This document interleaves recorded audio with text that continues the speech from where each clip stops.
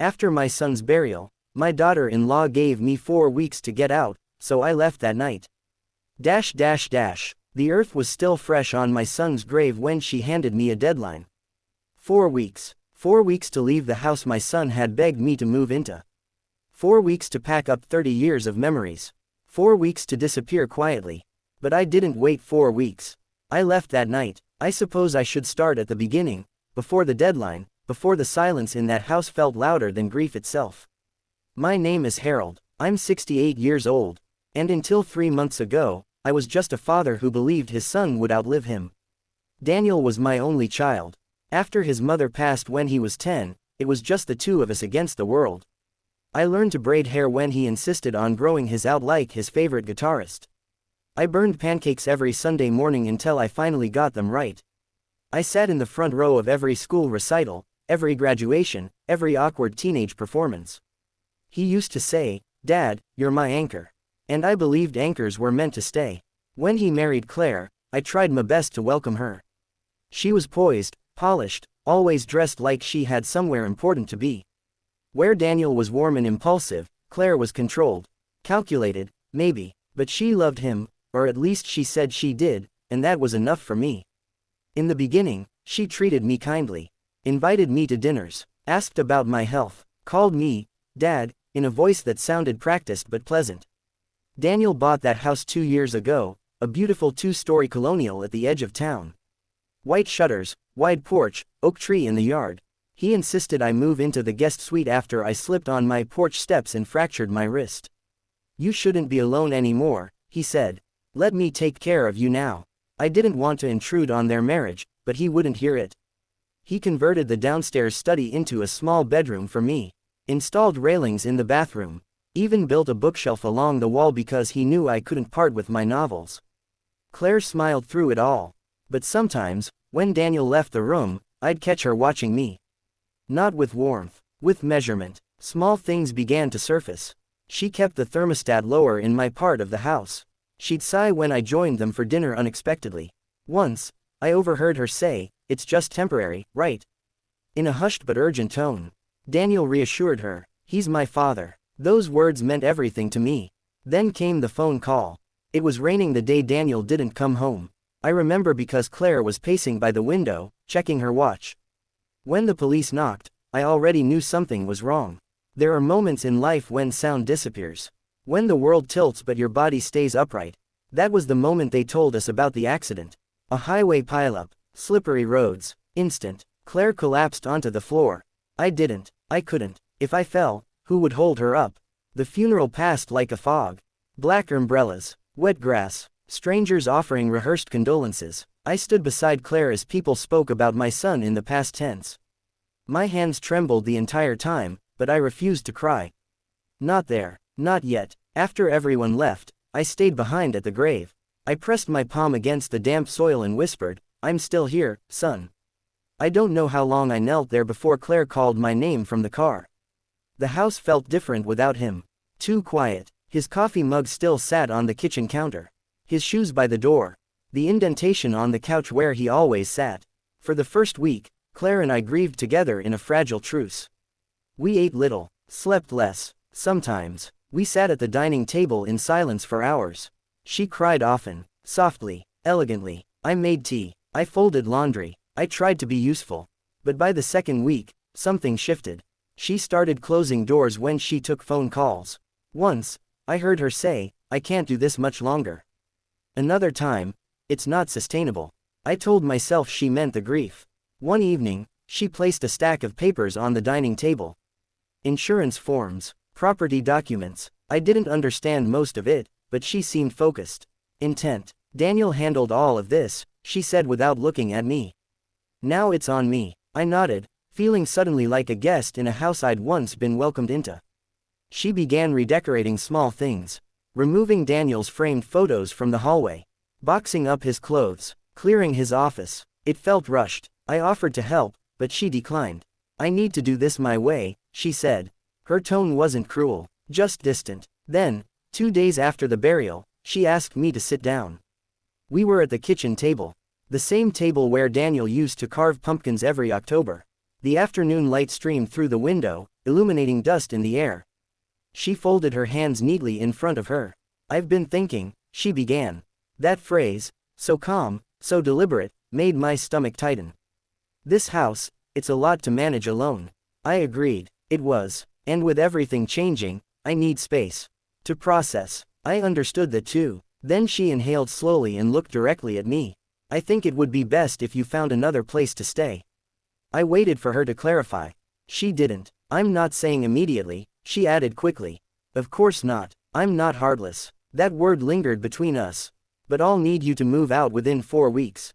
4 weeks. The sentence echoed in my ears. The clock ticked loudly behind her. Somewhere in the house, a floorboard creaked. I thought.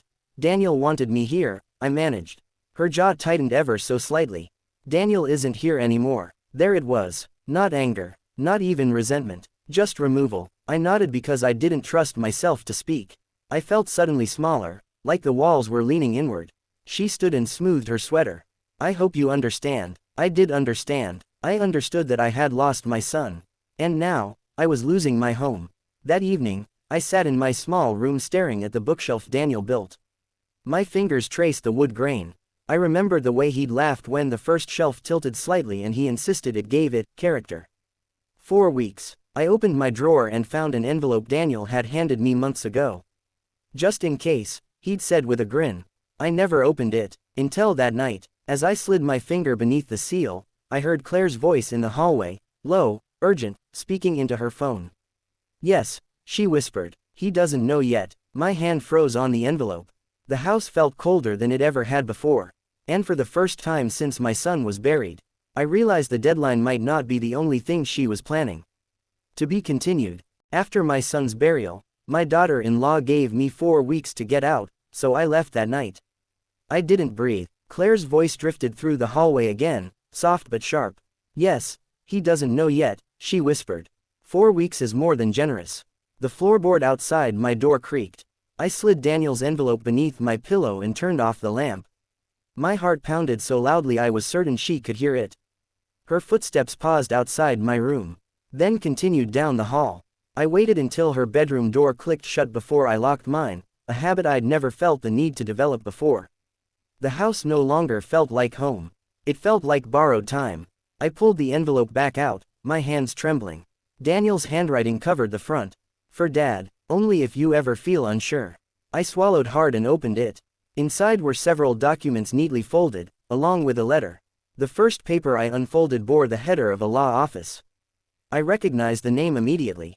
Daniel had mentioned them once when he updated his will after buying the house. My pulse quickened. The document detailed a trust, one Daniel had established 6 months ago. The house, according to the trust, was not solely Claire's.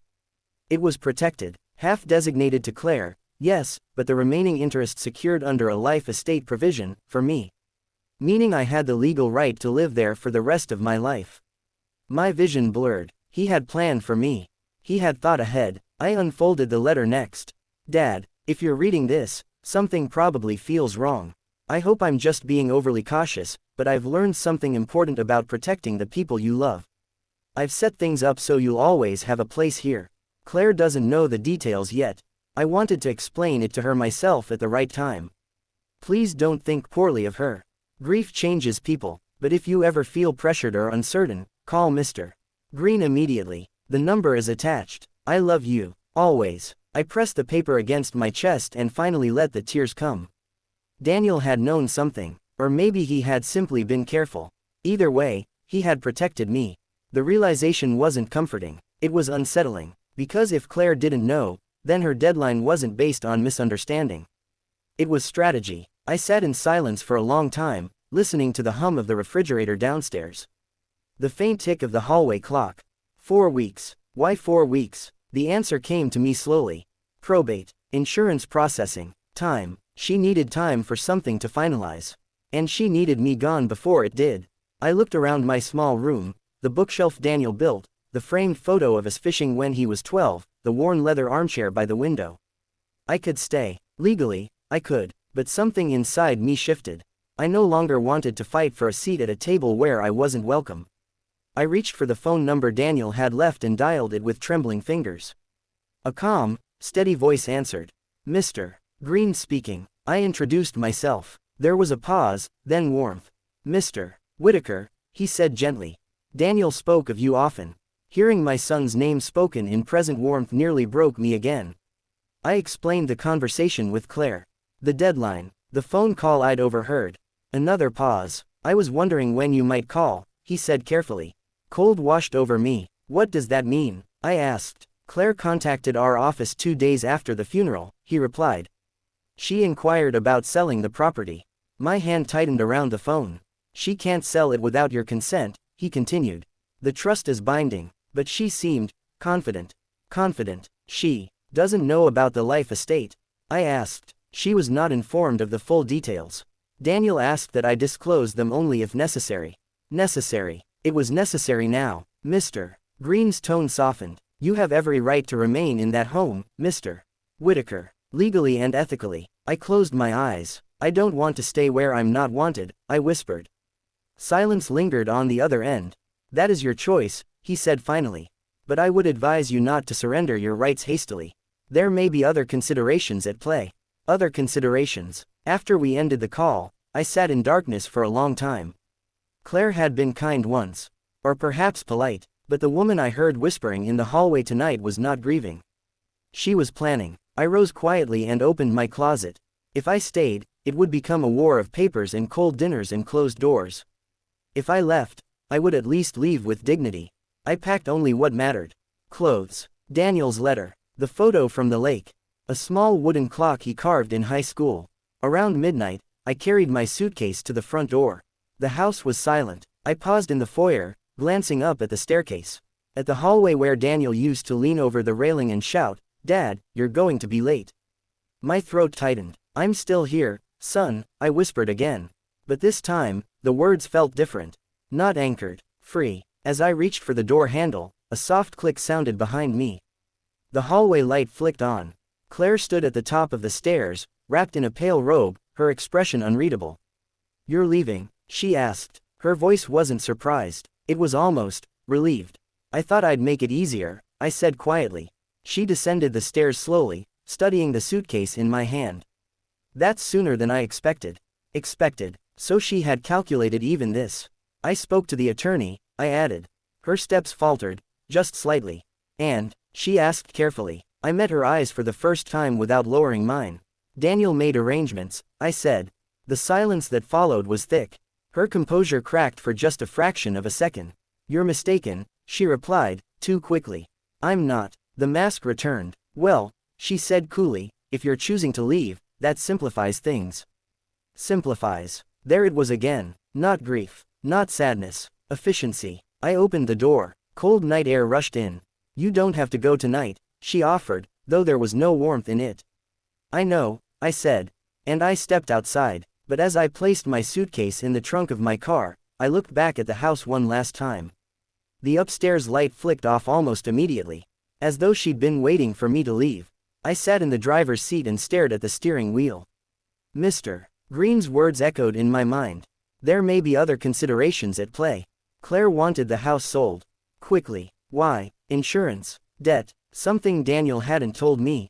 I reached into my coat pocket and pulled out Daniel's letter again. This time, a small folded slip of paper fell out, something I hadn't noticed before. It was a second note. 3 words written in his handwriting. "Check the basement." My breath caught. The basement. Daniel's workshop. The only room Claire had never touched. The only room still locked. I looked back at the house once more. Then at the ignition. I had left. But maybe, I hadn't left everything behind. And suddenly, I realized. This wasn't over.